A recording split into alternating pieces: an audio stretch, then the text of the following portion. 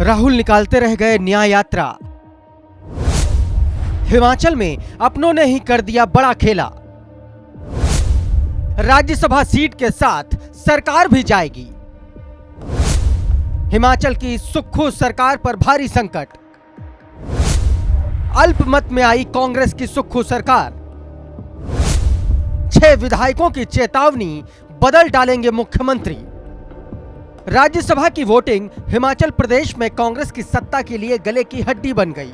विधायक बागी हो चुके हैं, बीजेपी दबाव बना रही है, सुक्खू सरकार अल्पमत में आ चुकी है। विधानसभा के अंदर से लेकर बाहर तक भाजपाई प्रदर्शन कर रहे हैं कि सरकार बहुमत सिद्ध करे। राज्यसभा चुनाव में 6 कांग्रेस विधायकों की क्रॉस वोटिंग के अगले ही दिन यानी कि आज मुख्यमंत्री वीरभद्र सिंह के बेटे विक्रमादित्य ने मंत्री पद से इस्तीफा दे दिया। उन्होंने सुक्खू सरकार से नाराजगी जताई और कहा, मुझे अपमानित किया गया, विधायकों को नजरअंदाज किया गया और जिसका नतीजा कल राज्यसभा की वोटिंग में दिखाई भी दिया।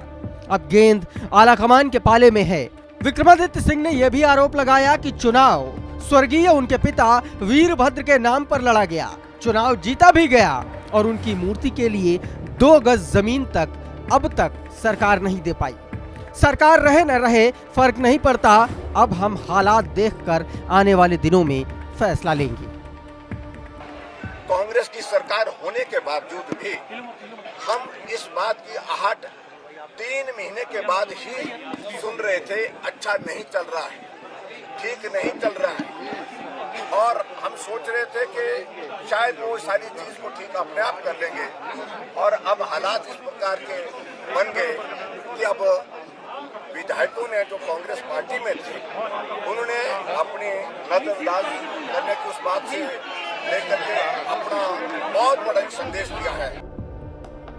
इससे पहले हिमाचल प्रदेश के नेता प्रतिपक्ष जयराम ठाकुर बुधवार को गवर्नर शिव प्रताप शुक्ला से मिलने पहुंचे। ठाकुर ने फ्लोर टेस्ट की मांग की है। अगर गवर्नर विपक्ष की मांग पर बहुमत साबित करने को कहते हैं तो मुख्यमंत्री सुखविंदर सिंह सुक्खू मुश्किल में पड़ सकते हैं। हालांकि मान मनोबल के लिए कांग्रेस आलाकमान ने दीपेंद्र हुड्डा और डीके शिवकुमार को शिमला भेजा है, लेकिन सवाल यह है कि आखिर कांग्रेस के भीतर इतनी बगावत किस बात को लेकर के है? क्या इसके पीछे वीरभद्र परिवार का हाथ है? क्या इस खेल के पीछे खुद प्रतिभा सिंह है या उनके बेटे विक्रमादित्य सिंह? क्योंकि सूत्रों की माने तो ये विक्रमादित्य सिंह ने अपनी पोजीशन के हिसाब से आलाकमान को पावर दिखाने का सही मौका तलाशा है। हालांकि इस घटनाक्रम के बाद डिप्टी सीएम मुकेश अग्निहोत्री और पीडब्ल्यूडी मंत्री विक्रमादित्य सिंह मुख्यमंत्री पद के सशक्त दावेदार माने जा रहे हैं। और इसमें कोई दो राय नहीं है कि पूर्व मुख्यमंत्री स्वर्गीय वीरभद्र सिंह जी, जो 6 बार हिमाचल प्रदेश के मुख्यमंत्री रहे, उनका नाम पूरे तरीके से चुनावों में इस्तेमाल किया गया। ऐसा कोई बैनर नहीं था, ऐसा कोई पोस्टर नहीं था, ऐसा कोई होर्डिंग नहीं था जिसपे उनकी फोटो नहीं थी। और ऑफिशियली जिस दिन चुनाव होने थे प्रदेश में, उसके एक दिन पहले एक फुल पेज एडवर्टाइजमेंट उनके फोटो के साथ दिया गया पार्टी के द्वारा, और उसमें यह कहा गया कि मुझे याद रखना और मेरे नाम पर आपने कांग्रेस पार्टी को वोट देना है।